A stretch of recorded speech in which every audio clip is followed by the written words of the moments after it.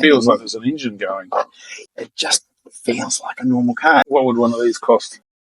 This is going to be around 265 mark. It's a lot of money, isn't it? That's half a house. We can talk about cost of affordable housing later, but I assume people who are buying this aren't worried about the affordable bit. No, exactly. Hey, tell me about your summer anyway. What have you got up to? Awesome summer. So I turned 60 in January. Oh, right. Yeah, wow, so, congrats. Yeah. So, I wouldn't have guessed. Yeah, well, if you...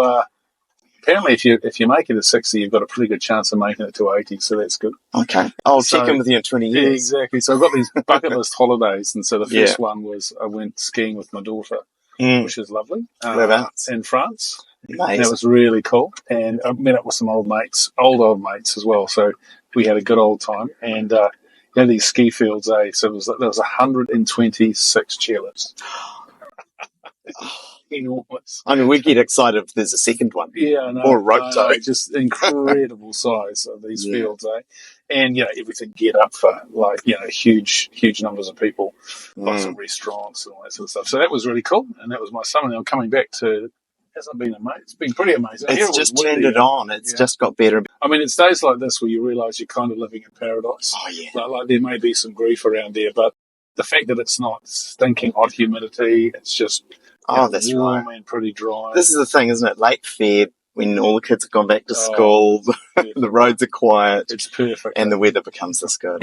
It's always amazing. I always thought about tourists, You've got to time when you're in a country carefully. Because if you came to New Zealand now, you'd think it's just paradise, wouldn't you? Yeah, but you turn up in October.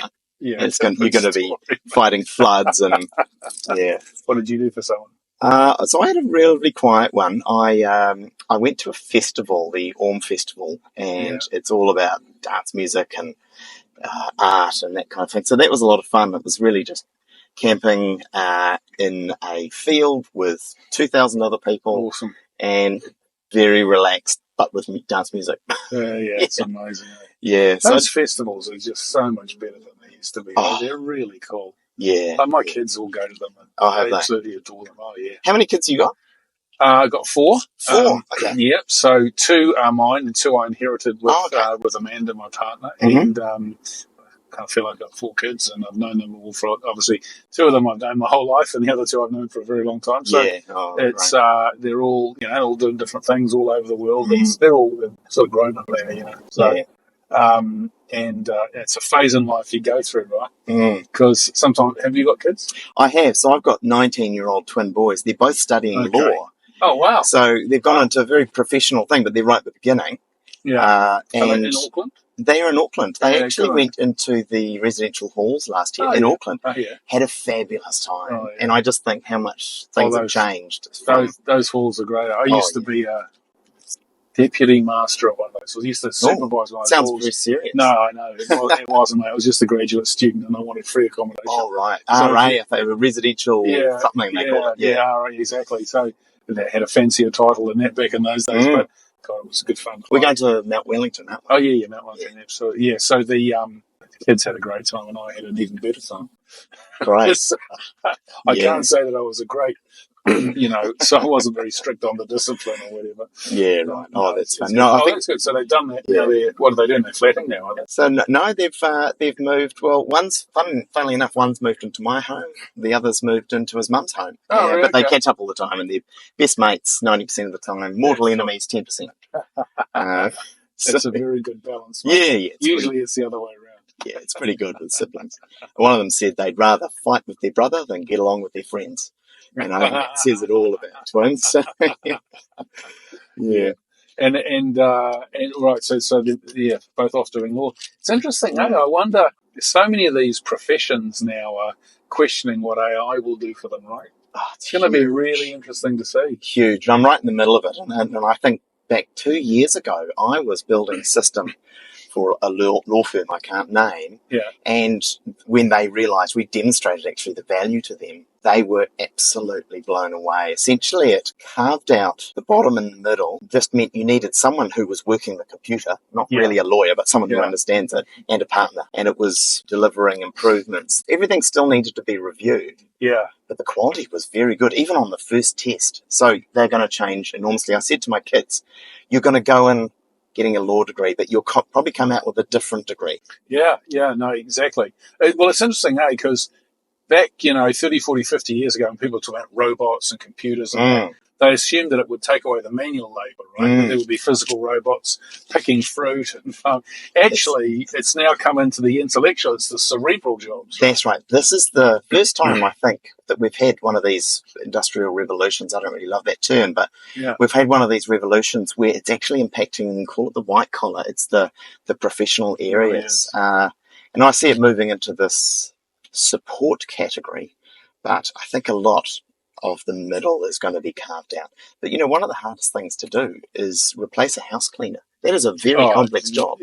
There's thousands of items in a home, and working out how to clean them is complex. Well, and as it turns out, the human body is quite a dexterous thing, very hard to replicate. Very hard. The other really interesting thing about AI, someone pointed it out to me the other day, which was that what the big American companies are now concerned with is what we call the hollowing out of the middle, right? So you have these wise owls at the top, but they came through the middle. Are people going to be able to leapfrog from being the most junior to being really added value? What's going to happen to all of these people that have learned the skills, learned just through bitter experience? Because that middle has been the people really doing the work. Because if you're a partner and you've got your law firm organised, you've got your mid-level people, they're learning a lot, they work hard and long hours, and they do the bulk of the work and you review it. Yeah. Right. So when that goes, it's hard to understand. It is hard to understand. So, but I mean, it's interesting, people are really scared. But then people are always scared of new technology, right? I'm old enough now to remember when people were scared of the spreadsheet, right? They were scared of Microsoft. They were scared of Xero. We're not going to have an accountant. All of that. Still got plenty of accountants. And like all of these things, the technology is overhyped at the beginning, but then people underestimate the true long-term impact. Long-term impact, yeah. But over that time, people just it's really sweet. I wonder. I used to read a lot of science fiction when I was a kid. I was a bit of a nerd. Used to read Isaac Asimov, and one of his books, I can't remember the name of it, but it basically talks about the ultimate, when the computers take over the Earth. Yeah. Basically, what happens is humans just end up being, whoa, that's quick. Humans end up being regarded the same way we think about ants. They're sort of there. They're sort of irrelevant. I get on with. I don't need. They perform a kind of useful function. They're just there, but you don't worry about them. Yeah, I don't have to wipe them out because they're causing me trouble. Yeah. So it's really interesting to see where we will end up in the hierarchy if these machines, really do take over. I'm not personally so worried about it. I think we'll work it out and we'll sort of learn to coexist, or we'll be codependent. Yeah. As we already are, by the way. We're already completely independent. We are. And a good example is, what's the last phone number you memorised? Do you know it? Amazing, yeah. Funnily enough, I know my license. I know my driver's license because I got that in the old times. But once I got a cell phone, I never remembered anyone's number anymore. But do you remember when you had friends at school, you used to wait for your turn at the phone and you had their number memorised and you called them? I had my partner Amanda was asking for a phone number last night to write a reference. I said, well, why are you asking me for a phone number? So I had to look it up. And you end up, you text them the phone number. Yeah, exactly. I just share contacts. It's it's interesting in my lifetime, because I've been working for 40 years now. What I've seen technology do, and if people ask me, was it good or bad? I'd have to say it's overwhelmingly good. But there have been some bad spots, and I've seen the impact of social media on my kids and so on. So there've been some bad examples, but boy, you imagine going back. Like, would you do without your smartphone? You can romanticize it, but just try it for a day. But what we see now as just everyday items in the old days, if you will, was technology. A flushing toilet. When it was invented, was revolutionary. Yeah. Brings hygiene, taps. Yeah. These are all technology that have massively changed our lives, and we take them for granted. And I think we will move to this new place. There is this concept of co-evolution of humans and AI. The issue is AI evolves kind of faster. You have to see how the amygdala manages with new intelligences. Yeah, I think it'll be really interesting. I love that theory that talks about and you could talk about growth and innovation, that actually it's almost we're post-growth and in some sense post-innovation. And you just said exactly that. When we went through the Industrial Revolution, right? If you met someone in 1650 who showed the life of a person 1550, they wouldn't have noticed much difference, right? Then 1750, maybe a few difference in clothes and whatever, slightly faster carriages.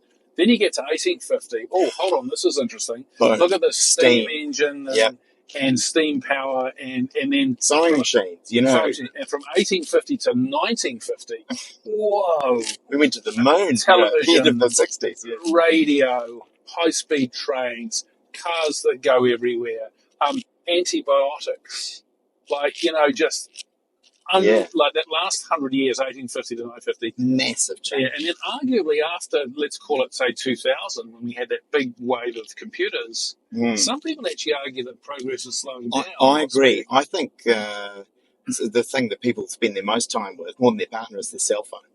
And I think the cell phone, funnily enough, people say, oh, wow, it does this now. It's got a better camera. These are so minor compared to antibiotics that you listed.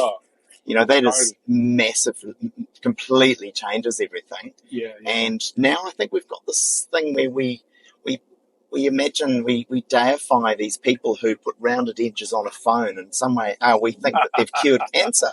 And that's what they'll come out with, and they'll say, now it's got a 0.1 millimeter thinner bezel. This is not big stuff, but we treat them like gods. And I think in the background, people are doing real things. I'd like to hear more about them.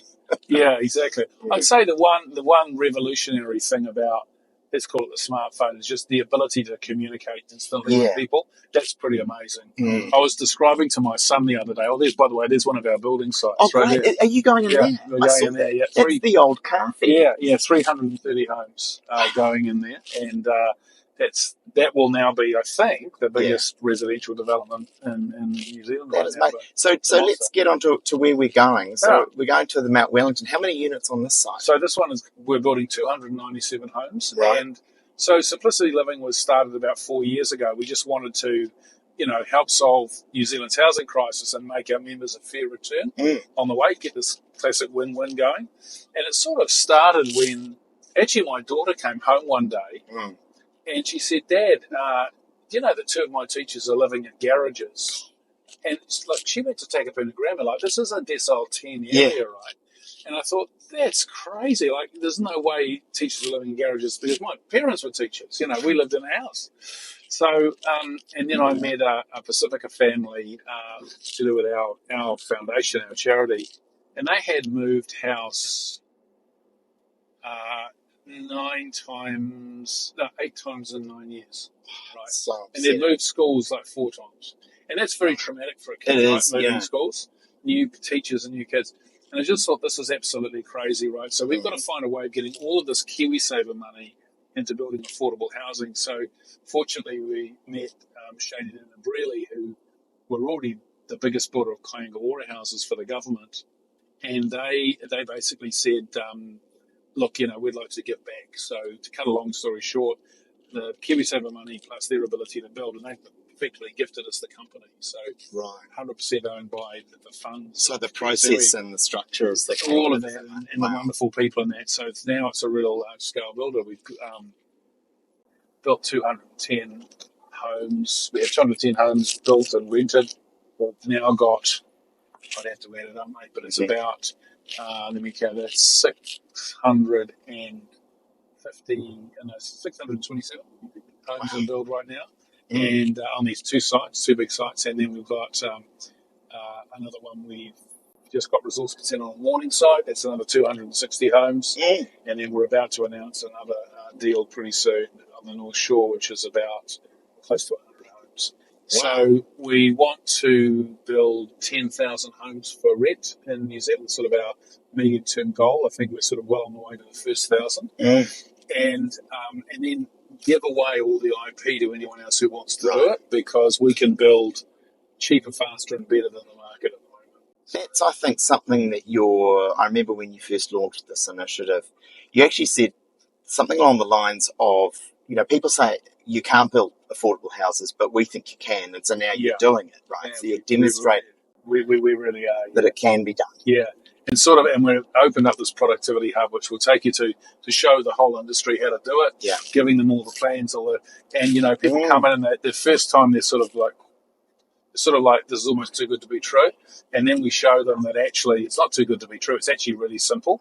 It's there's no new technology, there's no new ideas. It's just all about efficiency. It's about like running a Toyota factory, right? Constant small improvements. Yeah. Which Shane and Anna have done over hundreds and hundreds and hundreds of homes they've built before, and then in this case doing it in scale. So because like we've got to crack this problem, eh? Like it's just dumb, isn't it? Like we've got all this land, all these building materials, all these great tradies, all this demand for housing, and yet somehow New Zealand doesn't seem to be able to build enough houses for its people to live in. Yeah. That's just dumb, man. And so we think this is one of the ways it can be fixed. So we're doing it at scale, and I think one of the really important things, New Zealanders are rightly sceptical of promises and dreams and all that. So this is almost show me, right? This You're is actually evidencing doing it. Yeah. And once we finish this one, so our small ones, like we built one in Rangeview in Mount Albert, which we just opened about a year ago now. But that was built 51 homes was built in 12 months, 35% below market, and we think to about 3 times the building cost. Right. And because quality is another big thing. I think New Zealanders have been forced to live with very poor quality houses all the time. I grew up. I remember not wanting to get up in the winter. I would stay under my covers for as long as I could, because it would be 4 or 5 degrees in my bedroom, which was all windows. No, nothing thermal, no heating.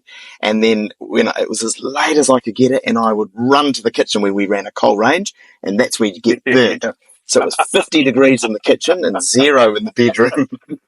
But no more. We can be 21 degrees everywhere. I know. What we are here. Yeah, I know. It's crazy, isn't it? And, the building code in New Zealand says a house only has to stay up for 50 years. It can actually fall down on the 51st year, and it'll be compliant on the day it's built. So we have an incredibly low building standard, and we build out of a lot of materials. Like, timber is a wonderful building material, but it is a terrible... And it's okay in certain circumstances, but we sort of have this feeling that the only decent house is a timber house. That's absolute rubbish. Is it not good for longevity?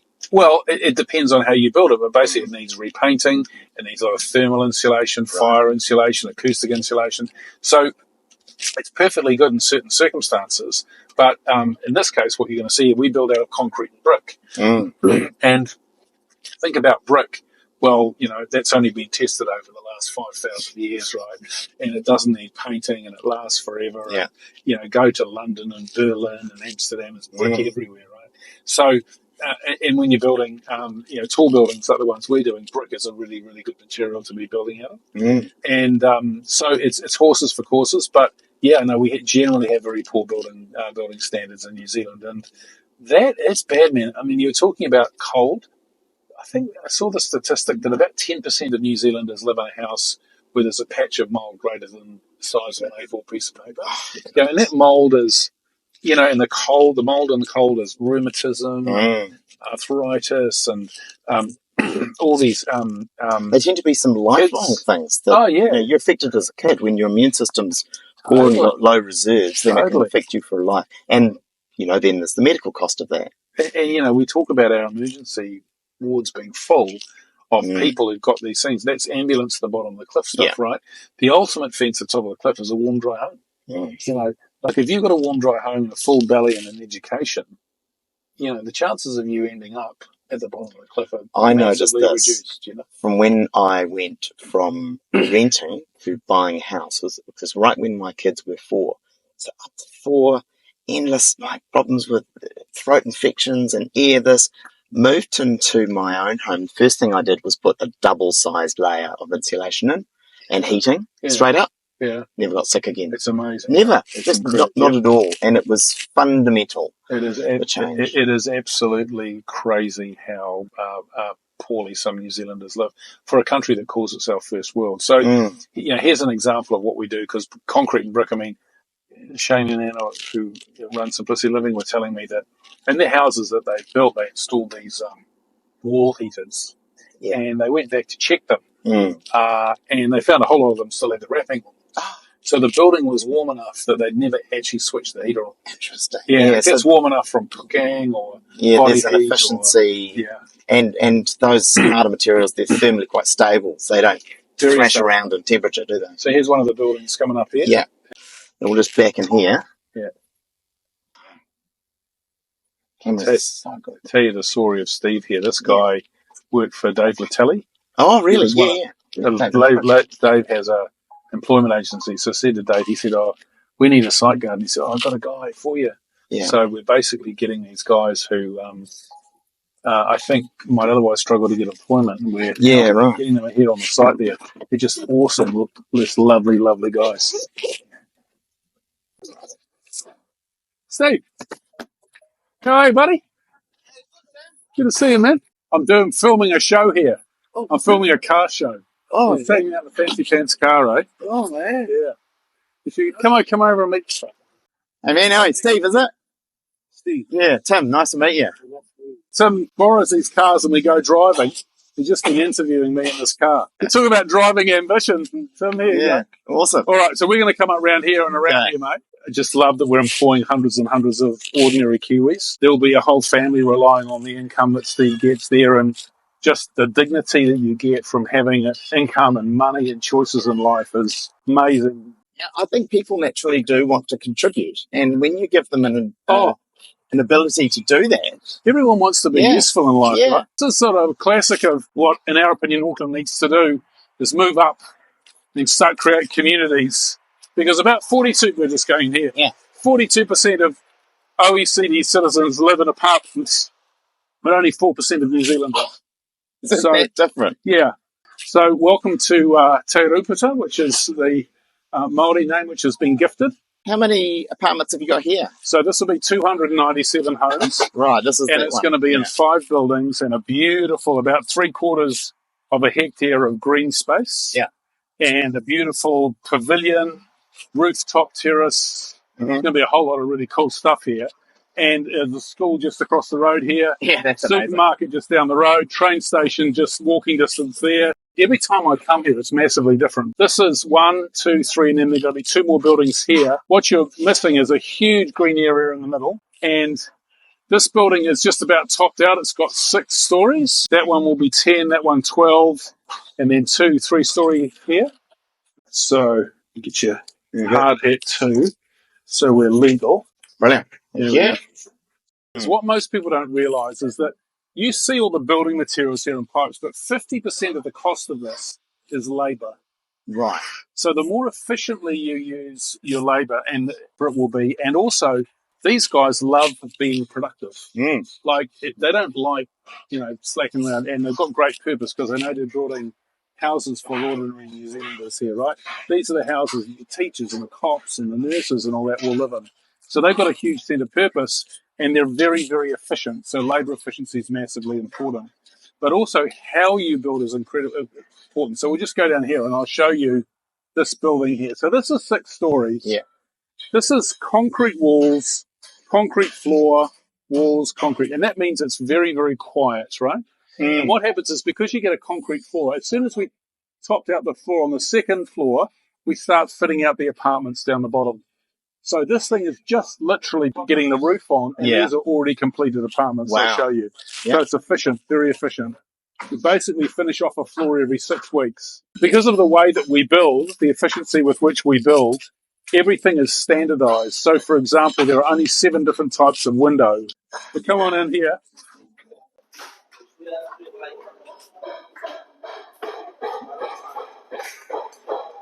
Now, you may not notice this, and it won't. Hopefully, you'll come in and this is finished. But we build everything a little bit bigger. It's wider. These walls are wider, taller, and there's always a light at the end. That makes it much more comfortable. Yeah. And if you come in, and so there's a Trent was saying they've just poured the top story, and here we are, basically the finished apartment. We'll show you one which is finished off, but basically, once again, taller walls, bigger. Return, granite type bench tops, storage, heaps of storage. You won't have the power on, unfortunately. And some carpet in the bedrooms, keep it warmer feeling. Big wardrobes, And, you know, because we want people to live here for the rest of their lives if they want, right? Yeah, and they want to love their home. Yeah, totally. It's not just, they're not camping until the next trailer comes up. Well, I want them to call it their home, not their rental, right? Yeah. And so you have here, there'll be a little deck out here as well, but all of these things, you know, double glazed, argon filled, like top end stuff. And when you're building to own it, as we are for 100 years, you always spend that little bit more. In fact, Shane and I said, he said, I've never had a conversation with you like this. You're always encouraging me to spend more. And I said, yeah, we're going to own it for 100 years. We need to future-proof this because our members own this. Here's the other thing. These floors here, this is what they call luxury vinyl. It's actually more expensive than timber. Looks like timber, but it can handle red wine spills, pet scratches, because we had pets all through here, claws and all that. So it's absolutely bulletproof. So you're setting it up so people can live the way they live. You're not dictating something. Because no pets is one of the hardest things. Exactly. You want to have pets, quite frankly, and just have a conversation. If you want to paint this wall bright yellow, if that's your thing, you want to be here, go for it. Yeah, right. You know, so this is just, and so these things are all basically ready to go. They get cleaned and fitted out, and then we just move on up. So I'll take you outside again. Oh, I'll show you one other example. We were building this house to sell, this home sell. These are the lift shafts. Yeah. We would put in small lifts and cheap lifts. Yeah. Right? Because we're selling. It's not our problem if we sold it. We're going to own this, hopefully, forever. So we put in really big lifts and expensive lifts because we're servicing them forever as well. And also, guess how many double or queen size beds are going to go in and out of that lift as people move in and out, right? That's a good point. You've got to build, you know, big lifts so that people. So come on through this other side here. Is there a variety of different apartment types in here? Yeah, there's studio, 1, 2, and 3 bedroom apartments. So there's the next building. That's going to be 12 stories. Going to be double the size of this, and this is going to be 10 stories. 12 stories. 12 stories. So it's got 1 story every 6 weeks. But have a look at this for a second. So basically, we pour a concrete wall here. It's that thick. And then there's a cavity, air cavity. This is prevent leaky building. And then there's a skin of brick on the outside. So between you and the outside, there's brick. There's a cavity. There's this much concrete. There's insulation, there's wallboard. Wow. It is so warm and so dry, right? So, and we'll show you how we pour this, because if I wanted to be fancy about it, I could call it 3D printing of concrete. But actually it's just a really sensible, simple way of doing it. So concrete has lasted for thousands of years. And to offset the carbon from this concrete, first of all, we use low E concrete, but also we plant a native tree per apartment per week, summer in New Zealand. So every one of these apartments you see here, basically forever is our intention that we 297 native trees planted in New Zealand every week forever. Well, me living there is I'm helping plant a native tree every week. So we started a year ago. This is 1 year in, and it'll be finished in a year's time. Right. Well, we'll be finishing the first 3 buildings. So the whole thing will take about 27 months from start to finish. That is about half the time that you would normally expect it to be finished in. That's right. Do you want to go up? Yeah, I'll go anywhere. Yeah, all right, we'll take you up to the 6th floor. I'll show you how we make the walls here. Up to the 6th, obviously, because that's the one you're building at the moment. Yeah, well, we're just topping it out now, just pouring the walls. So I'll tell you, every time I come here, it's demonstrably bigger than it was last time. It's so efficient. Basically, we have this methodology. It's basically the Toyota way. It's called Kaizen, constant improvement. And I'll show you some examples in the Productivity Hub of where you do small improvements in each building, which just makes it more and more and more efficient. Right. There's no new materials, radical new technologies, nothing you're taking a risk on. So it's the same thing but done better. Yeah. Just and a little bit more efficiently. And I'll show you that when we get to the Productivity Hub. So here are these bare walls. Right. Concrete walls. Already put the windows in. Yeah. Then the bricklayers, there's the brickies just down there. Yeah. They start moving up. And they're very, very efficient. So walk up another couple of stories.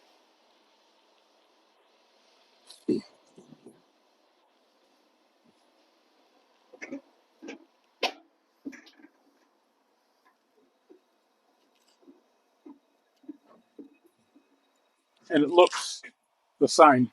Yeah. It's like a production system. In fact, we don't call ourselves home builders. We say we run a production system. It just happens to produce houses. But it could produce, the same philosophy could be used to do a whole lot of other things. Interesting. Yeah. So, what we did, this is a piece of plywood. Yeah.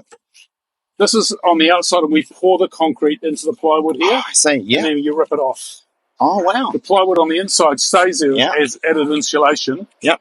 We'll show you when we're going up here. This is the last wall, and the roof's going on top. Right, the roofless one. Yeah.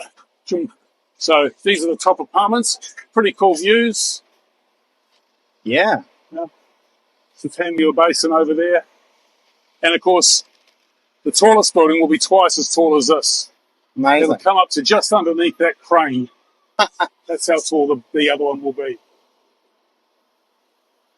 That'll have amazing views. So if you just pop up here,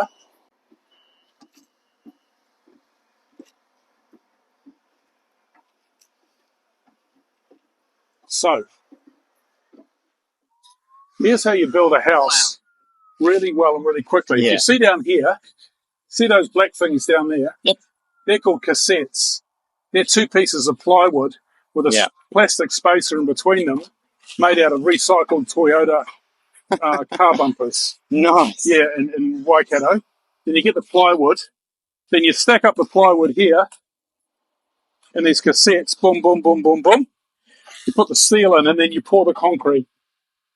And it's like 3D pouring of concrete, just around, around, around.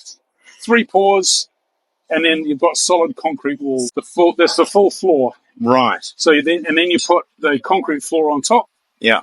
And then you pour that concrete floor, and then you're done. You're living in a concrete box. Yeah. Beautifully decorated concrete box, but that means it's warm, dry, fire protection, all that stuff. And so all these panels, these all come off.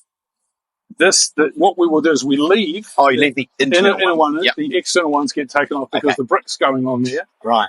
And then we pour a concrete slab on this. And then if I was building this to make the most money in the short term, I'd just stick a timber roof on this. We stick a concrete slab on this. Mm-hmm. Why do we do that? Well, first of all, is it's warmer and drier and quieter.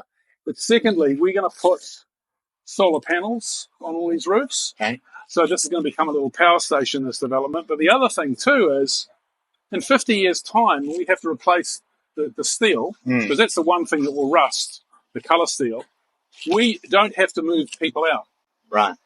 We don't have to empty the building to replace the roof. We can just literally walk on the concrete pad and replace the roof. Interesting. It costs a few % more. Again, it's a little bit more expensive, but it's much better in terms of future-proofing. It doesn't sound like you're afraid of a few % to do it better. No, because, quality is remembered long after price is forgotten, right? Yeah. We're making enough of a margin here for our members, and it keeps it being a good investment. It means that people want to stay here and rent here long-term because it's quieter, it's warmer, it's more convenient, See your kids playing it. Exactly. Like you want school right next door. This has to be a quality living experience, and it starts out with the quality of the building that you're living in. And these are very efficiently designed apartments too. And so that they just feel bigger, like, as evidenced by having taller ceilings. So the roof will go on this one pretty quickly, and then they'll start fitting this out. This building is due to have its first tenants in January. Is that right? Yeah. So in 10 months' time, it will be done, and it's a good chunk of the landscaping and everything as well. One of the interesting things about explaining these is it gets pretty boring pretty quickly because it's actually really simple. It's just about efficiency. There's nothing sexy or dramatic or an amazing piece of new high technology. It's just get the basics right. The Simplicity Living team just do an amazing job. The other thing about this building site is this will employ over 300 people. That's 300 families. That's You're going to have a brilliant story. One of these people who's building it moves in. Oh, they're so good. We had, in one of our other developments, we had, an elderly couple, and they get to sign up a really long-term lease, and we get to say, look, you're safe. You can be here for as long as you want. Yep. You'll never have to leave. And it's just like, some of these tenants are crying when they realise that they can be here for a long time. Yeah. Particularly also, we've had some solo mums where they're very, very concerned about the stability of life for their kids. Same school, same place, same friends, and that works out as well. They can stay as long as they want. So what are you doing in this area? Obviously, you're going to have a park. What else is the community building stuff that you're doing? Yeah, we're still talking about that. Obviously, there'll be a community within the development, but there's a school over there. So we're having discussions about could we help the school out, whether it's helping them refurbish a building or sponsoring the sports team or something like that. So that, I think, community you can't construct. You have to create it over time. Right, the environment where it can flourish, right. So what we discovered in our other things, communities, is having a Facebook group, having a film night, having a barbecue afternoon, where people can meet each other. And then once they've met each other, they create the community. They become the community. So I don't think that they can be too sort of manufactured or curated. So we just go around here and I'll just show you. The other thing that you misjudge with these things is there's basically 2.5 meters of scaffolding. Right. So once the scaffolding comes down, the whole place opens up and feels a lot bigger. Sure. It's like when you go into an apartment, some of them seem bigger, some of them seem smaller, depending on where they are in their life stage.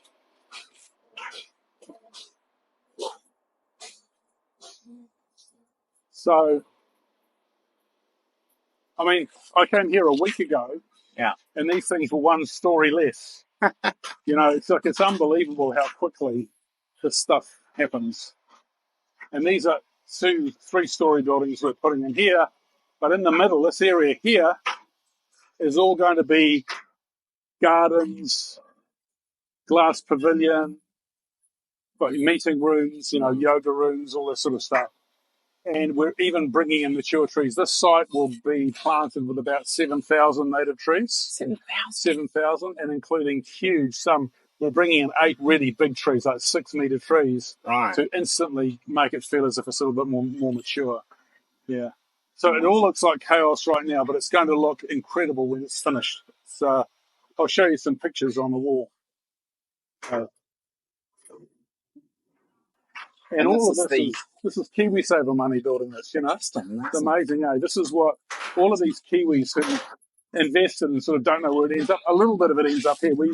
This has about 5% of our funds. So the other 95% is in many other different investments. Yeah. About 5% of it, hey mate, g'day. About 5% of it ends up here. Cool. Here you go. Hello. How are you? Sorry, we broke here. This you should meet Liz, you should meet Tim. Hi, how are you? Tim is amazing. He does this driving ambition video. He's driving me around in a fancy car. Yeah, and we're talking about cool stuff. Yeah, exactly. Yeah. That seems to be right up Sam's alley, I would have thought. Well, I figured. She with Trent, she built Mount Albert and is now the site manager here as well. So that's awesome. Making it happen, huh? Yeah. So I ask her the same question. So how's it going? On time and on budget? She says yes every time. Why do you ask this question? Yes, so actually, why don't you explain this to Tim and his listeners? You want to be on camera? I can flip it off. That's fine. Yeah. This is about how we build walls. Oh, right. So talk about the cassettes. This is our wall system. Yeah. Okay, so basically this is patented. One of our head project manager was the one that developed this 7 years ago. And this is what gets us ahead of game. Right. Yes, because you can pour in any weather, because this is literally where the pour goes. And fire on the outside gets removed, fire on the inside stays on, and that's what the wall looks like on the inside of your wall. Right. It creates more insulation, and it's good for the acoustics as well. There's jib on the... you're putting jib on the side, of course, yeah. Yeah, exactly. Okay. But that's what sets us ahead of the game. So that coupled with the Kirsten automated system is the key. Well, and also the quality of the staff. And It's all about the people. Yes. I was saying these are recycled plastic, right? Recycled car bumpers, yeah? Yeah. And also what we do with this, which is also a really important part, is that this ply has quite a big carbon footprint because we buy it. It's made with New Zealand timber, but it goes all the way to China and then comes back. So it's 50% cheaper than we can buy anything. Really? Which is very sad. But anyway, just recently we've developed a situation where we recycle the ply. So it goes back and gets made wood chipped and gets made, it goes back to Tongarei where it gets fueled. It fuels the furnace that makes the concrete in the first place. So it's kind of cool, eh? Yeah. And we're paranoid about construction waste. So we think we've got about a quarter of the construction waste of the normal site. We do. Yeah. We've actually managed to divert 35 tonne in the last 3 months, which is fantastic. So instead of going to landfill, we're recycling it. And what does that look like? Is it steel strapping from it's basically our waste. So anything. So what we've done is we've diverted the wood and the timber, and it now gets recycled. We've also done the plastic and also the jib. Right. So the jib gets made into something that they use in the gardens, and this obviously fuels the furnace. And the plastic gets recycled into it goes to Mali, which is the place that does the plumbing in the first place. So it gets made into plumbing pipes. So it's actually really cool. So you do this 3D, and I was talking about Kaizen. So can I pretend to be a builder here for a second? Look at this system here, right? Normally, my first holiday job was being a builder's mate, and you'd stick timber framing in here, and then you drill the holes through to put the wires through. This one, you just pass them in behind, right? Oh, that's so much better. So much easier, right? And in here, what we would do is you've had a concrete wall. In order to fix these things in, you get a concrete drill, a whole lot of dust in that, then you can screw it in. Now what they do, and this job is to a constant innovation, what they did now is they actually drill it in before the concrete's poured. So they put it in before the concrete's poured. And then when the concrete pours, it just fills in the screws. Right. So miles faster to put it in than drilling into concrete and the efficiency. And here's, Liz, you might want to explain what we call the Lego box. Well, this box is a great thing because what we do is we preload each apartment. So each apartment, we know exactly how many fittings that are in each apartment or each typology. So this box contains everything that they'll need. Just to install, so that's for the framing. Okay. And also the fixings of the door. Oh, I see. Everything is. And so what happens is that in each one of these boxes is individually labelled. So this is a vanity fix. Yep. So everything they need for that. So you're leaving that behind, so the people, when they come through to do that, they've got everything they need. What it does is it creates a situation where they go into the apartment and they stay in the apartment until it's done. So we also do the same thing with timber, so it's preloaded as well. For each typology. So it saves those 20 trips to Bunnings to buy the things. Or down to down, up and downstairs, because obviously with an 11-story building, you want them to stay not. I like it. It's like you said, it's simple things, isn't it? Simple labour. 50% of the cost of this build is labour. Yeah. So you want to get the people working as efficiently as possible. And people like that. And happily as possible. Yeah. You can speak to that. Happy workers. Yeah, they are. And the other thing that makes a big difference, and it's a little thing but a big thing, is the scaffolding. Right. So instead of it being 2 planks, we have 4, which means that your traffic flow. I noticed that. Right. Yeah, it's wider. It makes a huge difference, especially when you're talking about going, 11 stories. Probably a safety thing as well, because passing someone on scaffolding can be awkward. But it means they can get up and down. So here's what this one is going to look like. We'll just move this in. So you're looking. Here, is it? Yeah. Okay, we're going to show you a better one. Overall. Oh yes, that's a better one. Yeah. So that's the blockade with the 8 stories, the 6 and the 3-story blockades. Right. And the one that we were on, Tim, was this one right here. Okay. And this is a historic day because we've just poured the last walls on Block 7. I know. I just went and saw. Amazing, huh? So that's pretty cool. So the next thing that goes on is the roof. this is an old photo too, because there's going to be solar all over these now. Is there? Yeah. So they're doing that. So that's this one. And then the one we drove past is this one here. 330 homes in LSE Racecourse. There's the big palm trees already there. It's a lovely, gracious entrance. And it does make a huge difference, that entrance. It's amazing. It's really good. And then remember, this is all looking over LSE Racecourse, so you got a beautiful green. This one's in Morningside, 262 homes, just been consented, so it starts building middle of this year. This is right by the Morningside train station. And this is right by the Remuera train station. The other thing I love about this is I get to say to the people get to have a Remuera postal address. And these will be nurses and cops. I mean, the Mercy Hospital approached us and said, hey, could we rent a building because we've got these nurses' aides who are travelling, an hour and a half, 2 hours to Drury because it's the only place they can afford to live. So this would take their commute from 90 minutes to 90 seconds. And that would be cool. And that's the building of the community where when people are walking distance, you could put so much time back in their day. Yeah. It's amazing. It makes a mess. And here's the railway stations right here, right there.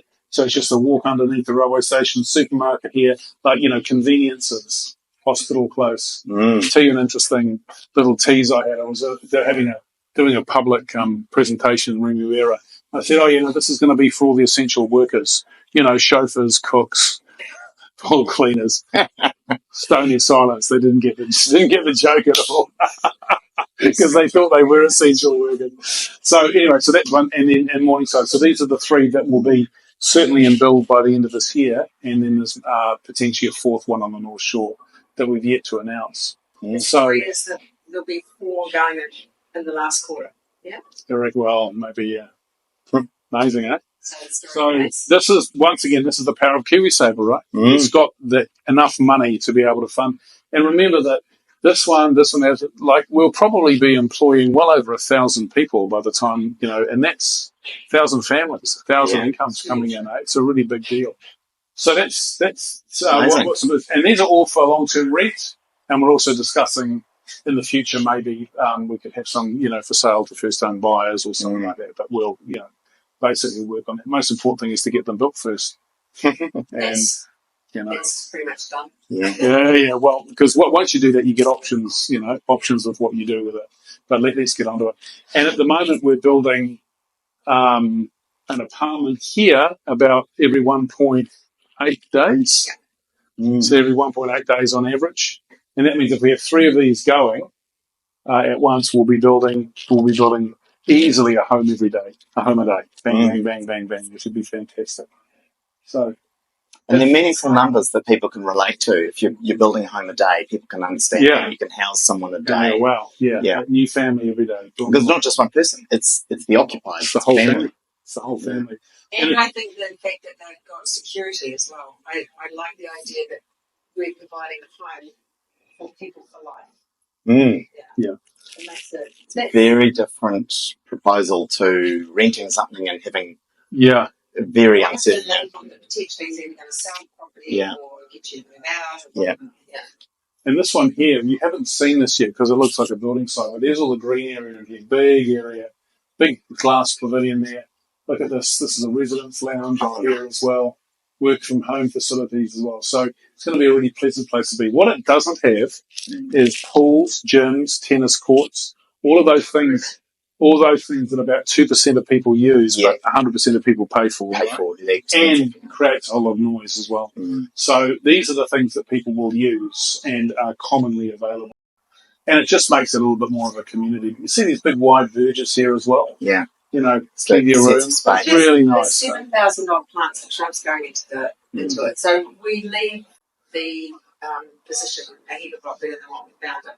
And it makes a huge difference to the actual feel of the place. Oh, yeah. It's very impressive. Well, in Central Otago, where I was brought up, the garden takes 7 years. Up here, it's 7 months. Yeah. Amazing. And here's the other thing. Here are the car parks at the back of the property. Yeah. Right?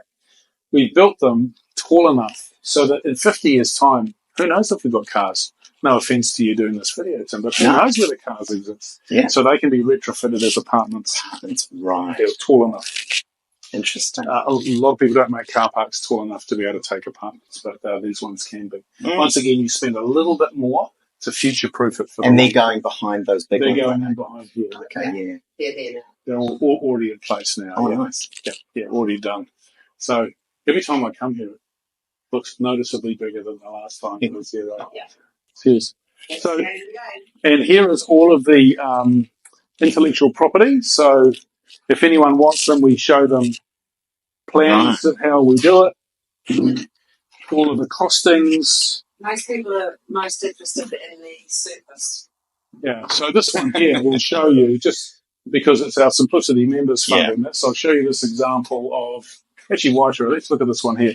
Sorry, Te Rupata, the one we're doing here. That's right. So it's building 297 homes, 104 one-bed, 182 two-bed, and 11 three-bedrooms, 219 car parks, and then lots of bike parks, big rooftop terrace. It's like 4,000 square feet. That's huge. 180, that's like a house pavilion, 7,000 oak trees. But here it is. It's going to cost $95 million to build it. That's about $3,050 per square metre, which means, and the total project costs will be $153 million. That includes land and everything, trees, landscaping, curtains, appliances. It will be worth, we think, about $225 million when it's finished. That means our members will have made something in the region of $70 million from this project, and that will go straight through to KiwiSaver fund returns and whatever fund has been investing in this. And so, it's not only wonderful for New Zealand. It not only gives people this warm hope, but it's a great investment. So it's an absolute winner. And this is proof.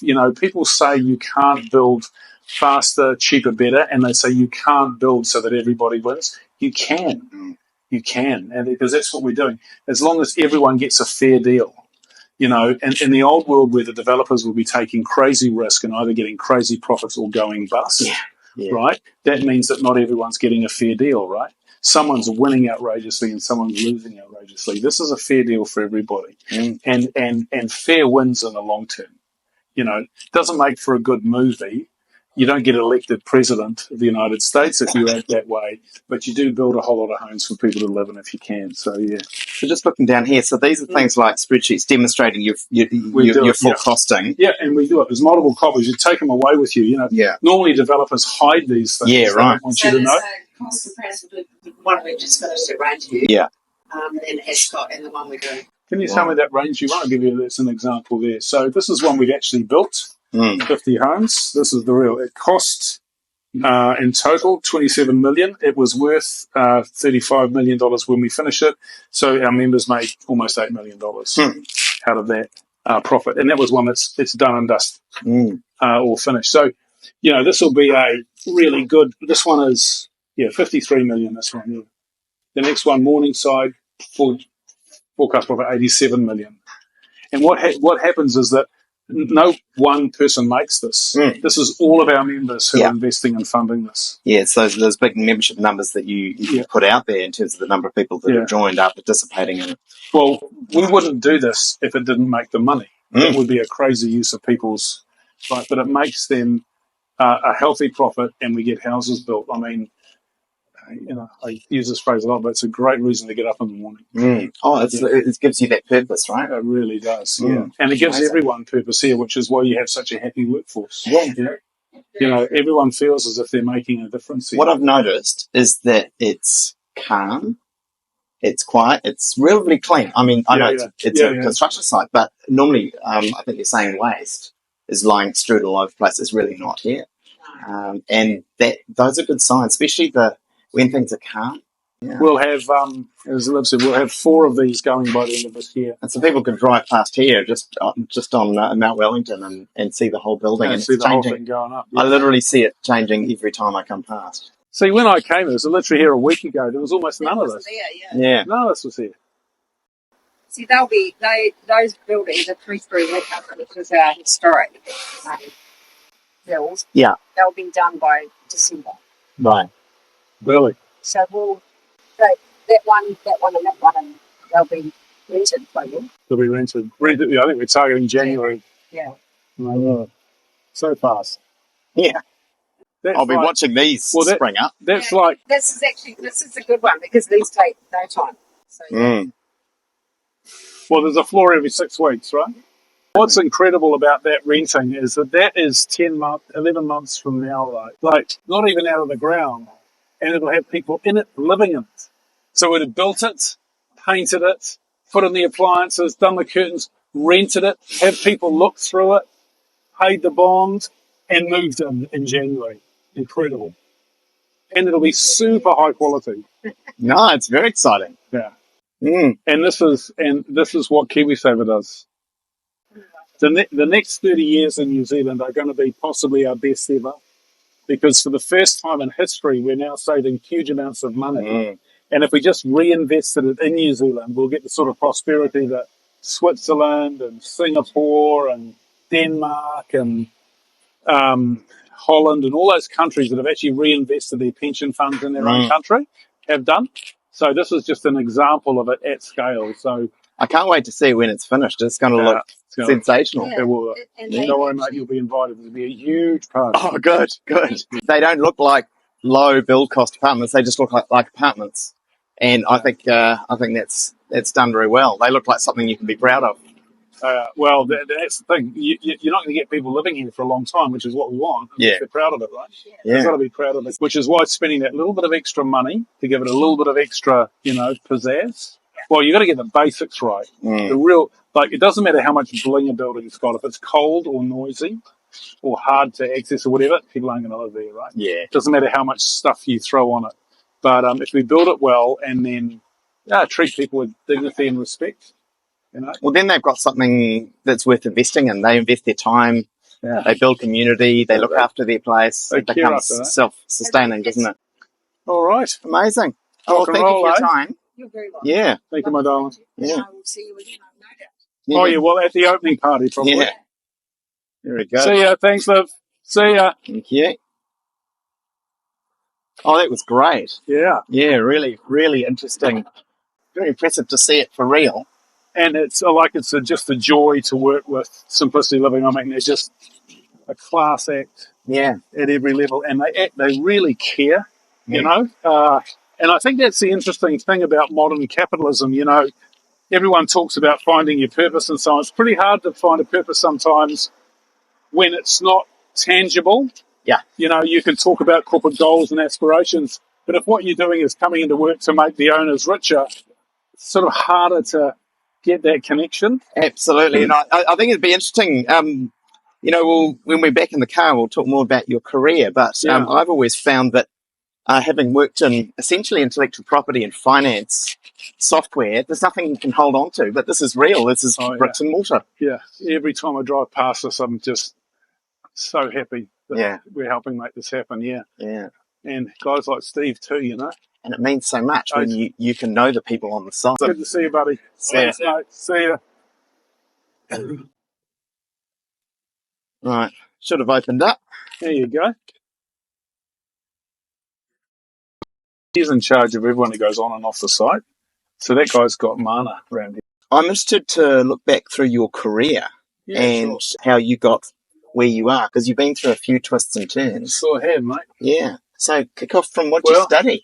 I studied politics and philosophy and a bit of economics at University of Auckland. Yeah. So my alma mater. And listen, mate, I'm not sure what I learned there, but I certainly learned, how to party, how to socialise, how to have fun. And I think back in those days, it kind of didn't matter what you studied as long as you got a thing. and got It's something. like a tick box, isn't it? And then you could get a job. And I got hired in the computer industry with a politics degree.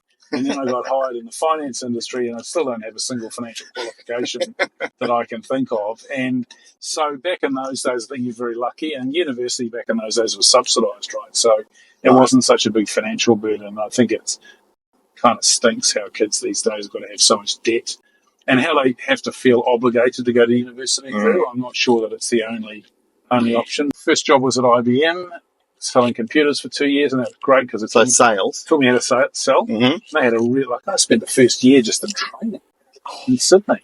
Wow, that doesn't happen anymore. Oh, no.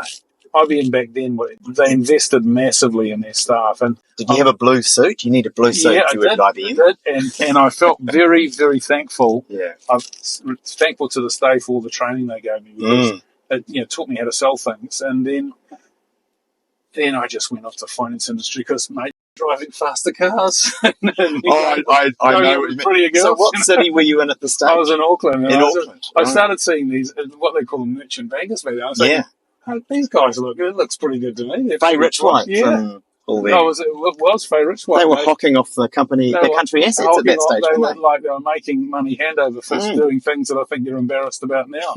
So, and which was actually started my journey of realising that in the industry you could make a lot of money, but you weren't necessarily doing a lot of good, right? And so I was very lucky. I made the money, and that set me up in life. And then at about mid-40s, I started looking in the mirror and not liking the guy I was seeing, in the sense that. Where were you by this stage? Where were you? I was at Tower Investments. I was running the KiwiSaver business. I remember when you started there.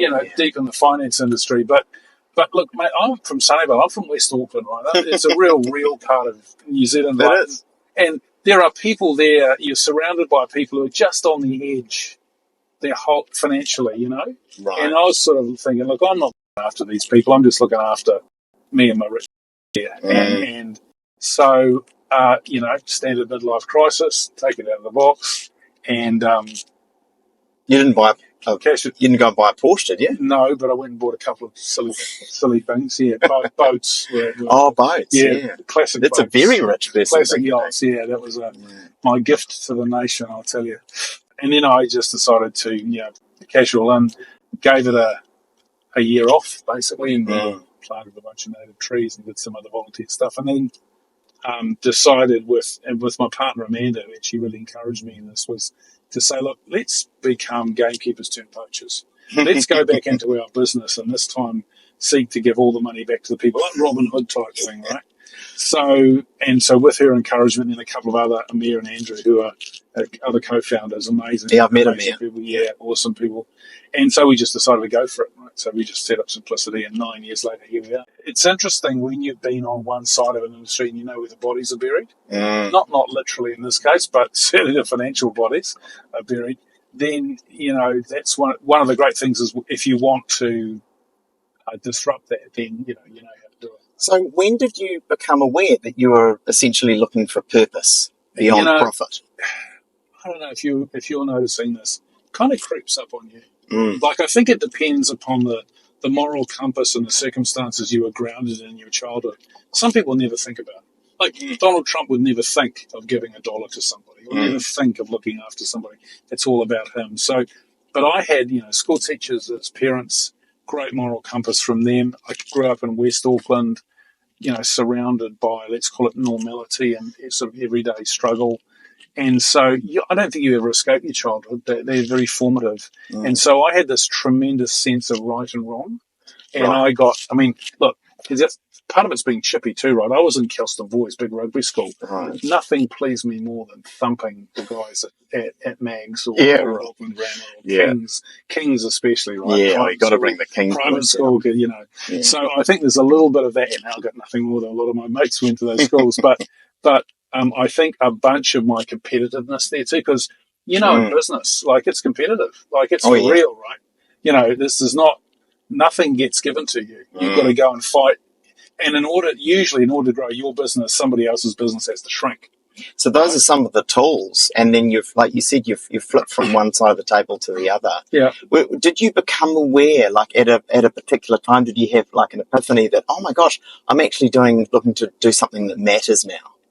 I sort of thought it started out just wanting to disrupt because I was pissed off by the fees that were being charged by our industry.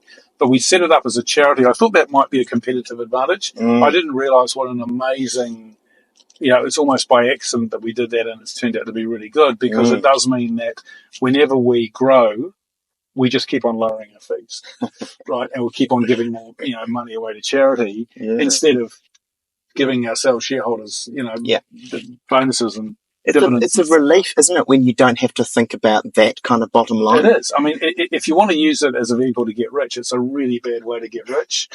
Running a fund in New Zealand. Way to get rich. Oh, no, fund management in New Zealand is massively lucrative. I mean, KiwiSaver fees this year will probably be $1 billion. Right. And there's no capital required to set up it's unbelievable. So it's an absolute gravy train of fees. But simplicity is a terrible way to make money for yourself because it's a non-profit owned by charity. But it does make it a really serious competitive advantage, right? Because people like the structure, but also it means our fees are lower. So, and that's what makes it with a very long-term vision, because if you're non-profit, right, you don't make any money. If don't make any money, you're not worth any money. If you're not worth any money, you'll never be bought or sold, right? Yeah. So we've never had an investment banker knock on our door and say, "Hey, are you for sale?" We say, "Well, we're not worth anything. Yeah. You're not going to make any profit, right?" Well, you're going to give away more than us? Yeah, exactly. Yeah. So every now and again, I'll tease the government. I'll say, "Well, you can have us. If you want to set up a national pension scheme, it's free. We'll do it for nothing. We'll just I don't know if look, New Zealand doesn't have a great history with putting things in place that stick, do we? Although KiwiSaver's touch wood has lasted enough time. Yeah, I'll tell you a couple that do though, like Southern Cross. Yeah, they're awesome. They're a non-profit owned by a charity. We copied their structure. I generally don't like new ideas. I just like copying what's worked somewhere else. Very efficient. And bringing it back here, yeah. And Southern Cross is one. You might say that organisations like Sanitarium might be an example of where you get, that's a different structure, sort of owned by the church. But, some of these things are actually pretty enduring. So here we're coming up again to the big site. Yeah. On these 4 buildings, we're putting in a piece of contemporary Maori sculpture. We spent a fortune on sculpture gardens. I think we've been told this will be the biggest piece of contemporary Maori art in the world. Wow. It's finished on 4 buildings. I'm looking forward to seeing that. Yeah, it's going to be amazing. So these are things will start coming out of the ground soon. They're just doing a lot of earthworks right now. But and we're hopefully having it lit up at night as well too. Yeah. So it'll be a real statement as you sort of come into the city. But I think, and it's interesting. I think that it'd be interesting to ask, because your view on this will be really interesting, because you've worked in this area. You work in an industry that actually doesn't require a lot of capital. No. It's human capital is your big right. So where you don't need a lot of capital, suddenly like a non-profit or a social enterprise model is possible. Interesting. Because you don't need to return on it. And you don't have to build a steel mill and so on. Fascinating. So, my theory is, will the next Apple actually be a social enterprise? So it'll hire the very best talent, which will say, listen, we can't make you rich, but we can give you a good salary for the rest of your life, but great purpose. Yes. Like you will get up bouncing into work in the morning. And so I wonder, because you would have thought it would have been crazy that a social enterprise could make it in the world of finance, right? But we have. It's a model because we didn't need a lot of capital. So first you make an impact, and now it's waves, and now you're doing something that I don't know if any other fund that does. You're literally building things. Yeah. Doing something physical and real. And we've got even bigger ambitions, which aren't public yet, about a couple of other things about, seriously getting involved in the infrastructure of New Zealand. So I think this is possible. And I wonder, with software and services and that, could you actually set up a social enterprise? We should probably talk off camera. Yeah, well, it's interesting, because you can certainly pay yourself. I mean, everyone that's busy gets paid a fair salary. They get great perks. I mean, we've got 6 weeks holiday, 10% KiwiSaver, free public transport. Yeah. So because you want to wrap the very best talent up in a really comfortable place to work. And so I wonder whether capitalism is going to get challenged a little bit at the fringe by social enterprise. Because you've proved that many facets of that are possible. The next step is someone's going to do it. Yeah, I think so. Well, and we've done it in the area, but Southern Cross, by the way, I mean, you talk about competitive advantage of a social enterprise. Yeah. 75 years later, Southern Cross have 75% market share. In spite of the Aussies coming over, usually when the Aussies come over, turned up. Smash up. And they have managed to thrive. as a social enterprise. I think the biggest risk they have is hubris, so they get a bit lazy, but Southern Cross hasn't, and we certainly aren't. So I think that as long as you can keep the entrepreneurial zeal of the founders of the business, it could be a very competitive model. Yeah, beautiful car, isn't it lovely? Yeah, and it feels like a car. You don't think, oh, it's an electric car. You're just driving it. It's pretty amazing. Yeah, there's a bit of an X factor about Porsche too, isn't there? It is, and you see why. Yeah. You feel like it's built forever. So you must have had some interesting cars in your time. I have. What are a couple of the highlights? Well, my first car was a Fiat 500. Fiat Bambina. Wow, classic. Yeah. How much would that be worth? Oh, mate. I bought it for $500. And it was my second one. My first one, Mum and Dad gave me. But I spent my time dropping the end out of that and redoing the pistons and fixing up, a 2-cylinder air-cooled 500cc engine was my lesson. Yeah, two-cylinder 500cc. Amazing. And this is before the Northwestern Motorway. So a date back then was picking up my girlfriend, Donna, driving in $2 worth of petrol to get there and back from West Auckland into Queen Street, which is where the only cinemas were. $2 for the tickets and 50 cents for an ice cream. So that was a $5 day. Oh, right, yeah, it's sorted. Financial from day one. Yeah, and it's a guaranteed kiss at the end of it too. So it was very good. But there was a Fiat 500, and then I drove a Hillman Imp, if anyone... that's classic. Rear-engine Hillman Imp. Yeah, that needed... you had to fill up the radiator every single time. We had a leaky radiator. You keep bottles of water in the car. I remember people doing exactly. We had dirt roads, and you could swing the bum out because it's the engine at the back. Oh, it was very heavy. And then we had a very memorable... bought a Mercedes SLK. Ooh. In London when we were living there. It was only the second right-hand one in the world. The first was sold to the Sultan of Brunei. So the only time I've ever been cool in my life was driving down the King's Road in Chelsea on a Saturday morning in an SLK with everybody looking at it because there were none in the country. Right. And so, but then I had to lock it up and bolt it up. Stunner of a car. Yeah. For fear of being, first folding hardtop roof, right? Yeah. Amazing beast. And so that was probably the coolest car I've owned, and I've owned a whole bunch of stuff since then. But it's what stands out? What's your favourite car? If you just chose favourite one. ever car? Yeah. Probably the one I'm driving now, which is a Mini Cooper S convertible. Oh, I know exactly the one. It's just like a go-kart. Yeah. It's just lovely. Minis and are fun. Got a souped-up stereo in it because I love my music. So I'm a bit of a 60-year-old social nuisance around the streets of Devonport. But it's like driving a go-kart. It's awesome. It's quick. They're a lot of fun. Yeah, really good. Although I have to say, Amanda and I just bought a RAV4 hybrid, and like this car, I'm just stunned by the engineering. They are just. If you built a lot of buying cars, I think, is emotional. If you're just going on logic, you'd probably get something like that, right? Yeah, it does everything. And it's pretty sort of like, I'm a sort of a left brain guy, so as you'd hope someone managing money, right? I'm all about risk, return, return for the money, all that sort of thing. And Amanda was saying, "Oh, look, I wanted to look at other stuff," and she said, "No, look at this, and we took it for a drive." And she was absolutely right. I mean, it's just a beautiful piece of well-thought-out engineering. And the hybrid technology they've done now, it's third generation. It's you cannot tell when it's electric or the engine. And that's impressive. It's interesting, looking at valuations of car companies, right? So there's a metric called price to sales. So what is the value of the shares relative to the sales of the company? So a lot of the companies are well below that, like less than one. Ford and General Motors. The best standard company is Toyota, and it's on a price to sales of 1 times. Guess what Tesla's on? I can't imagine. 14 times. Right? It is the most overvalued company I've ever seen in my life. And I wonder whether sales are tanking. Actually, I wonder whether it's chickens coming home to roost here. Because I was looking at a Tesla a year ago. Was one of the contenders we bought this RAV4, and actually, the Tesla guy phoned me up out of the blue, hustling up sales, and I said to him, "Look, I've got to be honest with you, mate.